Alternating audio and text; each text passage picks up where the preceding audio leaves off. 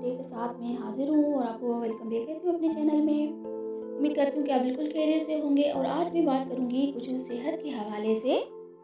और सेहत के हवाले से जैसे हम खाना खाते हैं रोज़मर्रा की रूटीन में हम खानों में लहसुन का इस्तेमाल ज़्यादा करते हैं और ये हमारे लिए बहुत ज़्यादा फ़ायदेमंद है।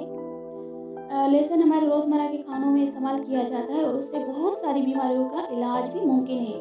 आप सल्लल्लाहु अलैहि वसल्लम ने फरमाया कि लहसुन का इस्तेमाल करो, उससे बहुत सारी बीमारियों का इलाज है। लहसुन ग़िज़ा को हज़म करने में मदद करता है, खून को पतला करता है, दिल के मरीज़ के लिए ये बहुत ही कारगर है।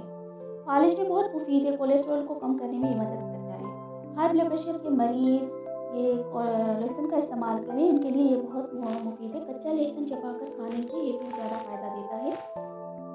कच्चा लहसुन वैसे खाने में बहुत थोड़ा-सा मुश्किल लगता है, लेकिन ये पके हुए लहसुन से कच्चा लहसुन बहुत फ़ायदेमंद है। आप सल्लल्लाहु अलैहि वसल्लम ने फरमाया कि कोई ऐसी बीमारी नहीं जिसका इलाज मुमकिन ना हो।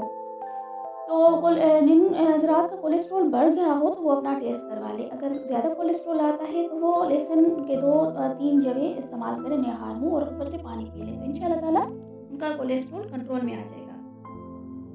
और ये खून को पतला करता है और हाई ब्लड प्रेशर को सर्कुलेशन को सही करता है, आँखों की रोशनी को भी तेज़ करता है। और जो दिल के मरीज़ हैं हज़रात जिनको बाईपास के लिए डॉक्टर रिकमेंड करते हैं, तो मेरी उनसे गुज़ारिश है कि अपने डेली रात को देसी लहसुन के 2 जवे वो कच्चे कच्चा लहसुन चबाकर ऊपर से पानी पी लें, तो इंशाअल्लाह ताला दिल का मर्ज़ जो है वो सही हो जाएगा और बिल्कुल ठीक हो जाएँगे।